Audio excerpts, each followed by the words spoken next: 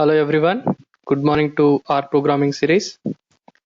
In this video, I'm going to cover user-defined functions. So, how to create functions in R programming, I'm going to explain in this video. Okay, in my previous video, we have seen the most commonly used functions like ls, write, read, etc. Fine. In this video, we are going to see user-defined functions, how we can create our own functions that I'm going to explain. Okay. So basically, we can create functions in various ways. Okay. With arguments is one of the way. Without arguments is another way, and with default arguments is another way, and also chain functions is another option. So likewise, we can create our own functions in different combinations. We can do it. Okay, first I'm going to explain functions without arguments. So in this case, so I can create a function in which I'm not going to provide any arguments. Simply if I run that function, it is going to execute a piece of code and return me the result. So as you can see, all the functions we have seen in uh, our previous video, like ls is a function which doesn't have any arguments, which then any parameters. So if I run ls, what it is going to do is it is going to give me all the objects in my current environment or global environment. Whatever you can see here, it is going to display here. So likewise, certain functions we required in our working area, wherever we are working, in that particular scenario, we may be required a function without a parameters. So that I'm going to that I'm going to explain here. So basically, any function creation uh, is happening like this. Okay, the syntax, basic syntax here is, so the name of the function, okay, what name we would like to give. So in the previous example, that ls is our function name, correct? So in here I can give ls or something like that. So here I'm giving function one. Okay, so then I'm going to use this function keyword with parenthesis as it's a function. So then I need to open my curly braces and I can write my piece of code. So here for simple example, I'm just printing print welcome to user defined functions. Okay. So if I run this, what is going to happen is it is going to create a function. Okay, here I have double quotes here, so I have removed that. So now let me run this. So it is created a function fun. So if I want to execute that function fun with empty braces, I can get the result. Sorry, my function name is function one fun1. So what I'm getting here is welcome to user defined function. Sorry, it's a typo error, so I can change it here. User defined function. Let me rerun it again. Yes, it is done. Now say fun1 welcome to user defined, again typo error, defined user defined functions. Okay, so like this it will be useful. Okay, function without parameters. Now I can say, suppose if you want to see the code for fun1, so somebody return this one fun1. So if you want to see that function, how it is written, what is the logic behind this? Simply you type fun1 and see. So function1 is like function, and the logic is here simply we are printing print welcome to user defined functions. So it's a very basic syntax. It is written here that we can see it here. So fun1 simply we provide means it will give the code for underlying that. fun1 of parenthesis if we give the result it is going to give to us. Okay, this is about functions with out without functions without parameters. Okay, fine, hope you understood this one. Okay, now moving on to the second one, functions with parameters.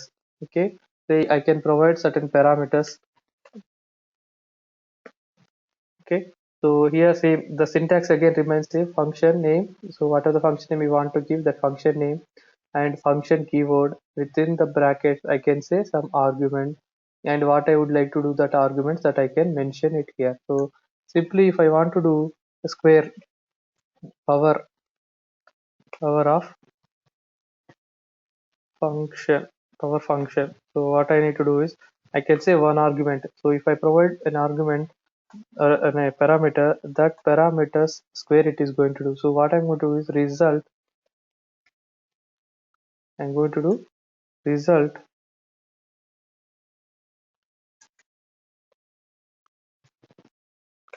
I'm going to store. I'm going to store x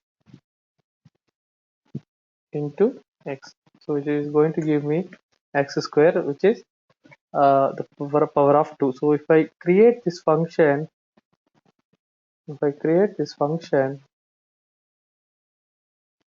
so and then if I want to see the result power of 2, if I want to run this, and so here what happens is power of 2 I provided simply it is going to calculate and it is going to store in that result, but I am not printing that result. So I can write simply this result. Let me rerun this function again. So it is going to create again one more time, and then now I would like to run that power of 2. So now it is giving me the 4 result. So first it is going to run 2 into 2 in this function, and that result is going to store in result 4, and then I can print simply by typing a result, or I can put this one into print statement as well, print of result. Okay, this is also going to work for us. So two ways we can do it. Simply we can write print, or we can write power of, if I say 3 is going to give me 9 as a result. So this is function with parameters. Okay, so now I understood like how I can do I can create a function with one parameter, multiple parameters also we can try. So suppose if I say x comma y, so I can say here x, so x power of x power of y, x to the power of y, and I am going to store that result into result, and I am going to print that result. So now this is power function. I'm going to write same function. I'm going to use name, and I'm running that. And now what I need to do is if I provide POW of some 2, what is going to give?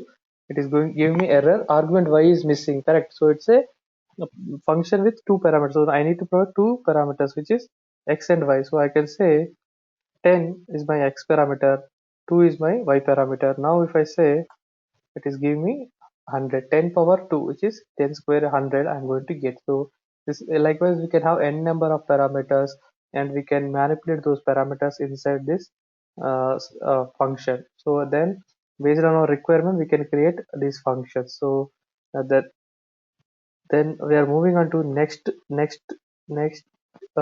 type category, which is functions with default arguments. Suppose the same example I can say take it here. So I have two parameters x and y. So if I say x is my variable and y I can say it is I can say some standard variable, default variable 2. Still I can run this function, it will be useful. Run. So now the function power is created, POW. So here, if I want to use that function, how I can use power of 10? Simply if I use power of 10, it is giving me 100 because default y value is taking 2. Of course, suppose if I want to give two parameters, that is also possible. Now if I give 10 comma 3, let me see if it is allowing or not. Yes, so default y value will be there too. If we didn't provide, it is going to use the y value as 2. If we provide, then the value whatever we provided here as y, it is going to consider. So if there are two parameters, one is x and another one is y value with the default value 2, then it is going to always do square power of 2. And if we are providing the y value also as a parameter, then we are going to get the result based on that the new parameter value whatever we provided here.